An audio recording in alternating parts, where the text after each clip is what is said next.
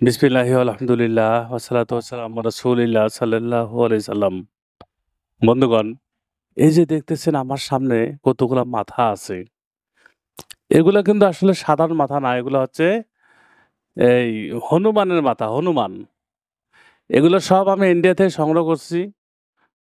আসলে ইন্ডিয়ায় বিভিন্ন প্রজাতি হনুমান আছে, যেমন দেবতা হনুমান দিয়া অনেক কিছু হয়। অনেক কবিরাজি কাজে আসে। অন্য বাংলাদেশের ৩ জাতের হনুমান আছে। এগুলা দিয়ে একটা কাজ হয় না। আর বাংলাদেশে হনুমান পাবেনটা কোথায়? যদি ২-১ টা কোথা থেকে আনতে পারেন তাহলে পুলিশ আপনারে নিয়ে যাবে। কিন্তু ইন্ডিয়া থেকে এগুলা অনেক আছে। যাই হোক, এই যে মাথাগুলা যে দেবতা হনুমানের মাথা, আপনি কবিরাজি করতে হলে কিন্তু আপনার অনেক কিছু প্রয়োজন আছে। যেমন এই যে চান্ডালে হাড়, বিভিন্ন মানুষের মাথা, মানুষের হাড়, অনেক কিছু লাগে। আপনি বাজার থেকে একটা বই কিনছেন, আপনি কবিরাজ হয়ে গেছেন। এটা কখনো না ভাই, এটা কখনো না। আপনি কবিরাজি করেন, একটা তাবিজ লেখেন, ওই তাবিজটা আবার মানুষকে দেন, কাজ হয় না।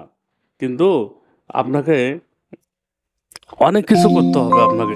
যোগাযোগ করতে এক্ষুনি ফোন করুন 0173986405 আপনাকে মানুষের মাথা, বিভিন্ন হাড্ডি, মাথা, চুল, সাপের খোলস, সাপের হাড্ডি, মানে কুত্তার হাড্ডি, বিভিন্ন কিছু লাগে। জারক সন্তানের হাড়, সব মিলাই কবিরাজ আপনি।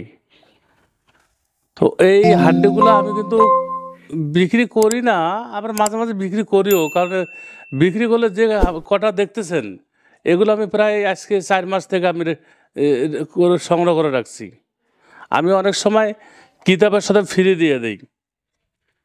যে কিতাবটা আছে যে, এই কিতাবের সাথে আমি মাথা ফ্রি দেই।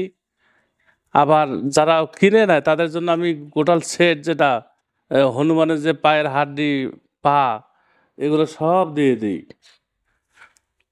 কিন্তু আমি দেখাচ্ছি শুধু আপনাকে যে এগুলো আসলে বিক্রি করার জন্য না, অনেক সময় ফ্রি দিয়ে দিই। এইখানে যে মাথা আছে, খুব হলো ১৫টা মাথা আছে। ১৫টা নাই, ১২-১৩টা আছে। আমি যদি ১০টা বইয়ের সাথে ফ্রি দিয়ে দিই, শেষ। আবার ২-৩ মাস পর আবার সংগ্রহ করতে হবে। অনেক কষ্ট করতে হয়। কিন্তু মানে আপনারা, আমার দুঃখ একটা হচ্ছে যে যারা অনলাইনে যারা বিজনেস করে, তারা বিকাল ৫টা বাজার ফোন রিসিভ করে না। যদি ফোন রিসিভ করে যে ভাই কালকে কথা বলেন, বিকাল ৫টা থেকে সকাল ১০টা পর্যন্ত। আর আমারে ফোন দিলে রাত ২টার সময় ফোন রিসিভ করি। আরে ভাই, অনেক সময় যদি ফোন দেন আপনারা, আমি যদি ফোন ধরতে না পারে, অন্য কেউ রিসিভ করে, তা তো মন শান্তি লাগে যে না, ফোনটা রিসিভ করছে। একবারে যদি একবারে যদি ফোনটা যদি কেউ না ধরে, তাহলে আপনার শুধু আমি তো রেগে যাব।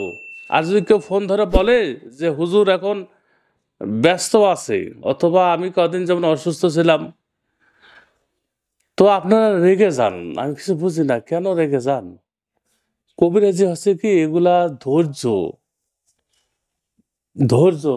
স্যার একটু ধৈর্য, কবিরাজি হচ্ছে এগুলা ধৈর্য ধারণ করতে হয়, তাছাড়া হয় না। ওস্তাদ, আমার ওস্তাদের জন্য আমি একদিন খাসি মাংস ২ কেজি নিয়ে গেলাম, তারপরে ফোলা চাউল নিয়ে গেলাম ওস্তাদের বাড়িতে। এটা প্রায় ২৫ বছর আগের কথা। তো মনে করলাম যে ওইখানে যে ভাত খাবো, খিদাও লাগছে, ওস্তাদের বাড়ি যাচ্ছি। কিন্তু রান্না করে দেখা গেল যে সবাই মিলে খাচ্ছে, আর আমারে কেউ খাইতে বলল না, আমি বসে আছি। খুব খারাপ লাগলো। কি করব? রাগ করবো আমি? রাগ করলে আমার ঘাড়ে ধরে এখান থেকে বার করে দিবে, যা। না। কিন্তু শেষ পর্যন্ত দেখা গেল যে আমার ওস্তাদ সবচেয়ে আমাকে বেশি ভালোবাসলো।